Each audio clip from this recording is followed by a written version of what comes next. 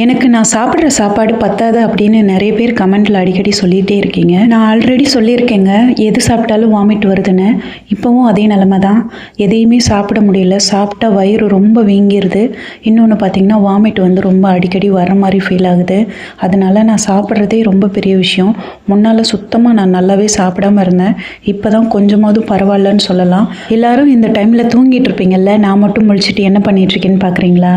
கற்றாழை வந்து கட் பண்ணியிருக்கேங்க. நானே வளர்க்குறேன்னு சொன்னேன்ல, அந்த கற்றாழை தான். அடிவயிறு ரொம்ப சிவியராக பெயின் இருக்குங்க. ரொம்பவே தாங்க முடியல. வேலை செஞ்சிட்டு இருக்கிற வலி அதிகமாகிறதுனால எனக்கு ரொம்ப கம்ஃபர்டபுள் இல்லாமல் இருக்குங்க. அவே உங்ககிட்ட நான் நிறைய கஷ்டங்களை சொல்கிறதுக்கும் எனக்கு இப்போ கஷ்டமாக இருக்குது. முன்னால் நான் வந்து என்னோடய ஃபீலிங்ஸை என்னை பற்றி மட்டுமே யோசித்து நான் வீடியோலாம் போட்டுட்டு இருந்தேன். ஆனால் இப்போது உங்களை பற்றியும் யோசிக்கிறேன். ஏன்னா நிறைய பேர் சொல்லியிருக்கீங்க, நான் ரொம்ப வருத்தப்பட்டேன், உங்களை நினச்சி நான் நைட்டெல்லாம் தூங்கலை அப்படின்னு சொல்லி. எனக்காக நீங்கள் ஃபீல் பண்ணுறதை பார்த்தப்போ இப்போ எனக்கு வந்து நிறைய என்னோடய வழிகளை ஷேர் பண்ணுறதுக்கு எனக்கு இப்போ பிடிக்க மாட்டேங்குது.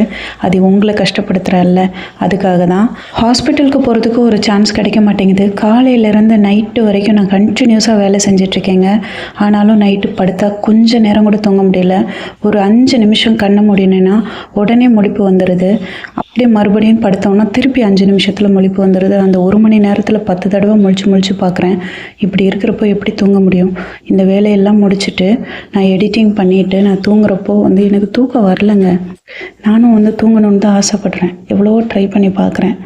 கண்ணை மூடனா தூக்கமே வரமாட்டேங்குது. எவ்வளோ ட்ரை பண்ணாலும் வரமாட்டேங்குது. அதான் என்ன பண்ணுறதுனே தெரில. ஓரளவுக்கு பைத்தியம் ஆயிடக்கூடாதுன்றது மட்டும் நான் தெளிவாக இருக்கேன்.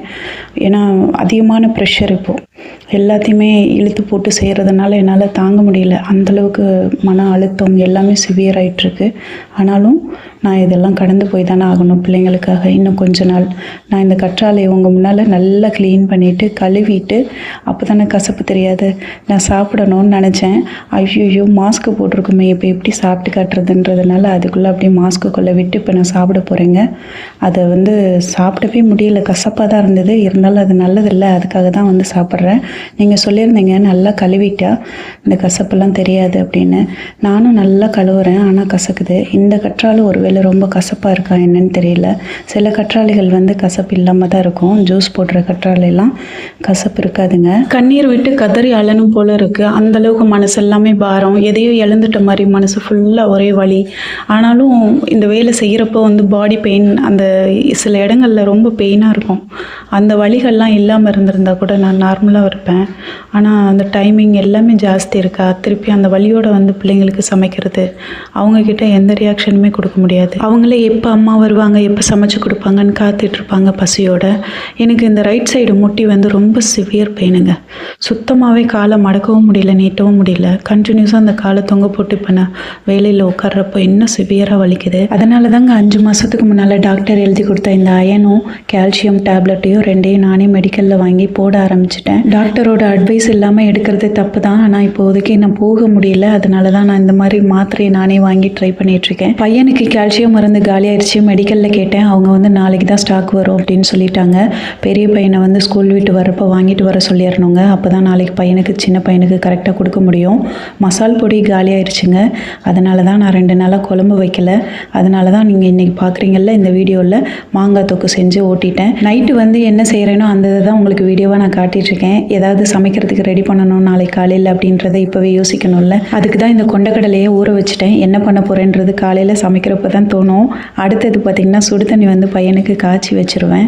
ஏன்னா இப்போ வந்து நைட்டு வந்து அன்டைமில் வந்து தண்ணி குடிக்கிறான். தண்ணி காலியாக இருக்குது. அதனால தான் நைட்டை இப்போவே காய்ச்சிறேன். இப்போ மணி 1 மணி ஆயிடுச்சா. இப்போ அடுத்தது நான் பையனுக்கு வாழைப்பழம் வந்து வாங்கிட்டு வந்தேன் 2 பேருக்கும். அது எப்படி இருக்குன்னு பாருங்கள். இது வந்து 100 ருபீஸுங்க.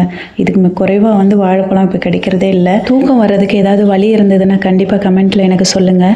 பியூரிஃபயர்லேருந்து தண்ணியை வந்து பிடிச்சி வச்சுட்டு இன்னொரு தடவை போட்டு விட்டேங்க. அப்போ தான் காலையில் சமைக்கிறதுக்கு கொஞ்சம் ஈஸியாக இருக்கும். தண்ணி கொதிச்சிட்ருக்கு. இன்னொன்று ஃப்ரிட்ஜில் என்ன இருக்குதுன்னு போய் பார்த்தேன். இந்த நெல்லிக்காயும் இந்த பச்சை மிளகாயும் தான் இருக்குது. பச்சை மிளகாய் நான் யூஸ் பண்ண மாட்டேன். இதுக்கு முந்தின நாள் காய் வாங்குறப்போ அப்படியே அந்த பச்சை மிளகாயும் அள்ளி போட்டு விட்டாங்க. அதுதான் அது. தண்ணி நல்லா மடமடன்னு கொதிச்சிருச்சுங்க. இதை இறக்கி ஹாலில் வெயிலில் வச்சுட்டோன்னா ஆறுனதுக்கப்புறம் மூடி வச்சிடலாம். இப்போ அடுத்தது நான் ஒன்று யோசித்தேன். இந்த நீங்கள் புடவை வந்து கலர் இல்லை டல்லாக இருக்குது அப்படின்னு சொன்னீங்கல்ல, அதனால் இந்த கலரை வந்து எந்த ஒரு ஃப்ளாஷ் லைட்டும் இல்லாமல் நான் வந்து இதை காட்டுறேன். இதுதாங்க அந்த கலர், வயலட் கலர். நல்லா இருக்கா? அந்த கலர் வந்து உங்களுக்கு பளிச்சுன்னு தெரியுதுங்களா? இது க்ரீன் கலர். நீங்கள் டார்க் கலர் தானே வேணும்னு கேட்டிங்க. இது மோஸ்ட்லி பார்த்திங்கன்னா டார்க்காக தான் இருக்குது, லைட் கலர் கிடையாது. அது நான் லைட்டு வந்து கொஞ்சம் ஃப்ரண்ட் கேமராவில் எடுத்ததுனால அந்த மாதிரி ஒரு மேலே டல்லாக தெரிஞ்சுது. இது க்ரீனுங்க. அடுத்தது இருக்கிறது இதுதான் ஒரு டல் கலர். அதாவது இது பார்டர் கீழே வர அந்த பெரிய பார்டர் தான் வந்து இந்த சைஸுக்கு உங்களுக்கு ப்ளூ கலரில் இருக்குது. ஆனால் இதோட saree கலர் வந்து பின்னால் இந்த மாதிரி தான் வரும். அந்த லீஃப் பார்த்திங்களா, அந்த லீஃபில் நடுவில் இருக்கிற அந்த கோடு தான் ப்ளூ கலரில் இருக்கும். அதை மேட்சிங் பண்ணுறதுக்காக இந்த 4 சாரியும் விற்றுட்டா தான் நான் வந்து அடுத்த ஸ்டாக் வந்து நான் வாங்க முடியும். இந்த saree இருக்கிறப்ப நான் வந்து முதல் போட முடியாது. அதனால தான் இதை சேல் பண்ணணும்னு நினைக்கிறேன். அதுக்கடுத்து பாருங்கள், இது கோல்டன் கலர். எவ்வளோ தெளிவாக தெரியுது பார்த்தீங்களா? இது 4மே பாருங்கள், நார்மலாக டல்லாகவே தெரியல, ஆனால் லைட்டிங்கில் தான் அப்படி தெரிஞ்சுது. ஃபஸ்ட்டு நான் எடுத்துகிட்டு வந்த ஸ்டாக் ரொம்ப மோசமாக இருந்ததுங்க. சில இடங்களில் கிழிஞ்சு ஓட்டையும் இருந்தது. அது த்ரெட்டோட பிரச்சனை கிடையாது. அந்த மாதிரி இருந்தால் கண்டிப்பாக எனக்கு ரொம்ப மைனஸ் ஆகும்ல. நீங்கள் அதை நம்பி வாங்கியிருந்தீங்கன்னா என்ன ஆகும்? அடுத்தது பாருங்கள், என்னோட கை எவ்வளோ கருப்பாக இருக்குன்னு.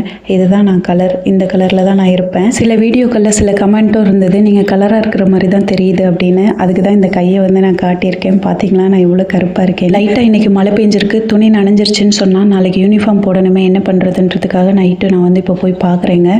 கொஞ்சமாக காஞ்சிருக்கு, இன்னும் கொஞ்சம் காஞ்சதுன்னா கரெக்டாக இருக்கும். நைட்டு மழை பெய்யலைன்னா காலையிலுக்குள்ளே நல்லா காஞ்சிரும். நான் தூங்குறதுக்காக நிறைய முயற்சி பண்ணுறேங்க. கண்ணு சுத்தமாக தெரிய மாட்டேங்குது. என்னோடய ஃபோனில் எக்ஸ்ட்ரா லார்ஜ் வச்சு தான் நான் ஃபாண்ட்டு சைஸ் வச்சு தான் யூஸ் பண்ணிகிட்ருக்கேன்.